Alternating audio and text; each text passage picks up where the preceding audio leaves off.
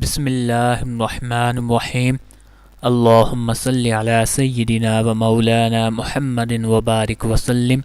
السلام علیکم، امید کرتا ہوں آپ سب خیریت سے ہوں گے۔ قادریہ وظائف کی جانب سے ایک بار پھر میں آپ کی خدمت میں حاضر ہوا ہوں۔ آج کا وظیفہ شروع کرنے سے پہلے میری آپ تمام حضرات سے گزارش ہے کہ اگر ابھی تک آپ نے ہمارے چینل کو سبسکرائب نہیں کیا تو سب سے پہلے ہمارے چینل کو سبسکرائب کر لیں تاکہ ہمارا ہر نیا عمل، ہمارا ہر نیا وظیفہ آپ کو بآسانی ملتا رہے۔ آج کا وظیفہ تمام ان اسٹوڈنٹس کے لیے ہیں جو پڑھنا چاہتے ہیں لیکن ان کا پڑھائی میں دل نہیں لگتا، وہ کتاب کھولتے ہیں اور پڑھنے کو دل نہیں کرتا، یا وہ والدین جو اپنے بچوں کی وجہ سے پریشان ہیں کہ ان کے بچے پڑھ نہیں رہے، تو میری ان تمام حضرات سے گزارش ہے کہ اس عمل کو کریں۔ یہ چھوٹی سی آیت ہے، اس آیت کو پڑھیں تو انشاءاللہ 2 سے 4 دن کے اندر آپ کا پڑھائی میں شوق پیدا ہو جائے گا۔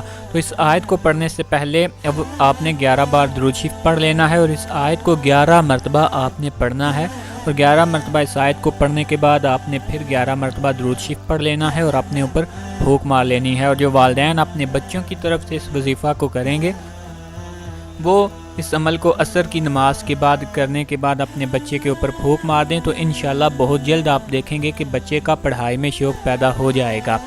تو میری آپ تمام حضرات سے گزارش ہے کہ درود شریف پڑھتے رہا کریں، کیونکہ آپ کوئی بھی عبادت کرتے ہیں تو آپ کو شعور نہیں ہوتا، آپ کو یقین نہیں ہوتا کہ یہ عبادت آپ کی قبول ہوئی ہے یا نہیں۔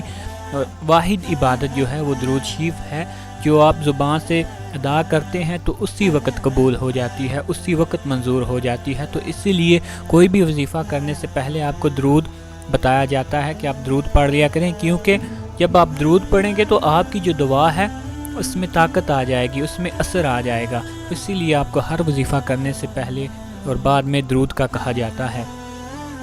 تو آخر پہ میری آپ تمام حضرات سے گزارش ہے کہ ہمارے وظائف کو اپنے دوستوں کے ساتھ، اپنے رشتہ داروں کے ساتھ بھی شیئر کرتے رہا کریں تاکہ ان سے زیادہ لوگ مستفید ہو سکیں۔ اللہ تعالی ہم سب کا حامی و ناصر ہو۔